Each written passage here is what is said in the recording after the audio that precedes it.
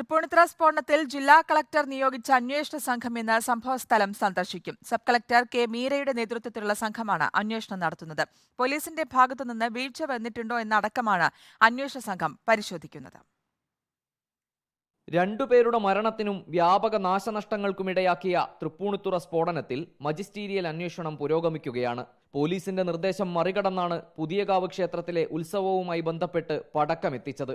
അനുമതിയില്ലാതെ വെടിക്കെട്ട് നടത്തിയിട്ടും പോലീസ് തടഞ്ഞില്ല എന്നതും ദുരൂഹമാണ്. സ്ഫോടനത്തിൽ പോലീസിന് വീഴ്ച പറ്റിയിട്ടുണ്ടോ എന്നതടക്കമുള്ള കാര്യങ്ങളാണ് അന്വേഷണ സംഘം പരിശോധിക്കുന്നത്. നാശനഷ്ടങ്ങൾ സംബന്ധിച്ച പ്രാഥമിക കണക്കെടുപ്പും അന്വേഷണ സംഘം നടത്തിയേക്കും. സ്ഫോടനത്തിൽ 50ഓളം വീടുകൾക്ക് കേടുപാടുകൾ സംഭവിച്ചു. നഷ്ടപരിഹാരത്തിനായി കോടതിയുടെ മേൽനോട്ടത്തിൽ കമ്മീഷനെ നിയോഗിച്ച് കണക്കെടുപ്പ് നടത്തണമെന്നാണ് ആക്ഷൻ കൗൺസിലിന്റെ ആവശ്യം. ഇതുമായി ബന്ധപ്പെട്ട് അഭിഭാഷകരുമായി ചർച്ച നടത്തി. പുതിയകാവ് ക്ഷേത്ര ഉത്സവവുമായി ബന്ധപ്പെട്ട് കൊണ്ടുവന്ന പടക്കം പൊട്ടിത്തെറിച്ചുണ്ടായ അപകടത്തിൽ 2 പേർക്കാണ് ജീവൻ നഷ്ടമായത്. വിഷ്ണു, ദിവാകരൻ എന്നിവരാണ് മരിച്ചത്. സ്ഫോടനത്തിൽ പരിക്കേറ്റവർ ചികിത്സയിലാണ്. റിപ്പോർട്ടർ, കൊച്ചി.